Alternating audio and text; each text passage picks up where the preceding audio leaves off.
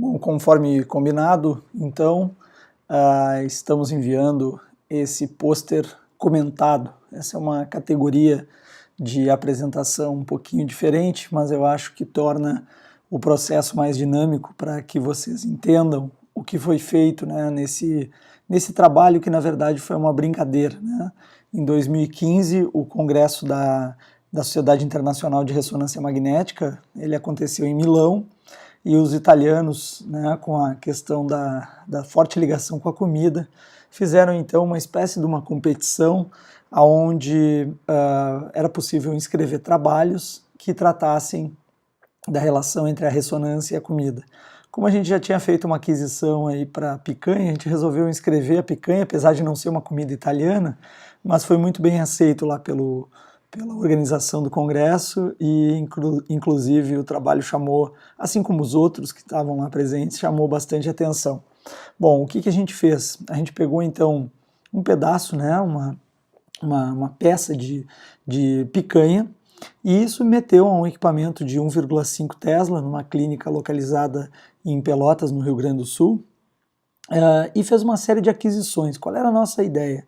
A nossa ideia era mostrar, então, que a gente poderia utilizar a picanha para explicar alguns princípios, né, da física da ressonância, como, por exemplo, o desvio químico, a saturação espectral por radiofrequência, as sequências que usam IR, né, para fazer o cancelamento do sinal da gordura, e também na época, né, uma técnica ainda recente, que era a técnica Dixon, que está hoje amplamente aí, divulgada em todos os equipamentos. Bom, o que a gente fez então? Né? A gente colocou lá usou uma bobina de crânio, colocou então nesse aparelho de 1,5 Tesla e rodou algumas sequências de pulso, né? Entre elas, a gente fez aqui uma sequência axial T1 spin eco, onde a gente variou, né, fez uma variação, né, imagem por imagem, na largura de banda.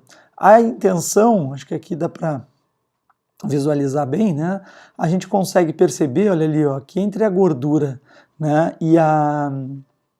entre a gordura e o músculo, é possível ver numa banda mais baixa um forte artefato de desvio químico, né? Enquanto que nessa imagem com a largura de banda mais alta, esse artefato de desvio químico ele já diminui bastante. Aqui pelo tamanho da imagem a gente não consegue perceber, mas quando vocês estiverem com a imagem aí no seu computador em PDF, vocês podem ampliar e vão ver que o ruído aqui, obviamente, ele é muito maior, porque à medida que a gente aumenta a largura de banda, né, apesar de várias coisas começarem a acontecer mais rápido, né, uma vez que esse tempo de coleta, né, do eco ele se torna mais curto pelo aumento da largura de banda, a gente economiza tempo, mas perde bastante razão sinal ruído. Tá? Um efeito também interessante que dá para perceber, né, é o efeito da direção de frequência no artefato de desvio químico. Então aqui a gente pode ver o artefato ele está se estendendo, né, ele está acontecendo antero-posterior, então está separando, nesse caso, a gordura do músculo, né, na direção de aplicação da codificação de frequência. E aqui, quando a gente inverteu, colocou a direção de frequência látero-lateral, o RL, né, agora a gente tem então ali, ó, o deslocamento químico acontecendo nessa direção e numa parte a gente tem sobreposição das estruturas e na outra o afastamento. Também a gente fez uma sequência axial T1 spin eco usando pulso de saturação espectral da gordura. Então é possível perceber bem o efeito, né, do pulso de saturação aqui nessas imagens, demonstrando, né, a forma como ele ocorre, ou seja, ele vai ser bastante seletivo para a saturação de gordura. Claro que para isso tem que haver uma boa homogeneidade de campo magnético, e nesse caso a gente tinha, porque o pedaço de picanha era pequeno e estava bem localizado lá no isocentro.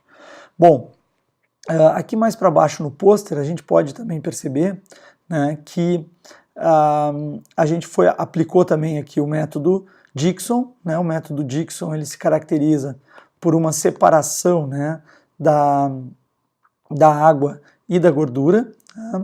Então a gente consegue utilizar o método Dixon com as imagens que ele vai coletar em fase e fora de fase, está incorporado no próprio método Dixon de cada aparelho. já fazer esse processamento e gerar então uma imagem pura da água, ou seja, uma imagem que não tem a participação do sinal da gordura, e uma imagem pura da gordura. Então é um método bastante robusto para fazer para permitir que a gente visualize uma imagem sem a presença da gordura, né? Então vejam, não é um método de saturação, nem um método de anulação do sinal, é resultado de um cálculo, né, uma imagem calculada, onde a partir das imagens em fase e fora de fase, se consegue calcular então uma imagem pura da água e uma imagem pura da gordura. E depois, com uma brincadeira aí, no final, a gente acabou fazendo, né, também uma visualização aí da picanha aí em 3D, em vários planos, né? Então a ideia era essa, né? Era mostrar um pouquinho aí do uso da picanha, né?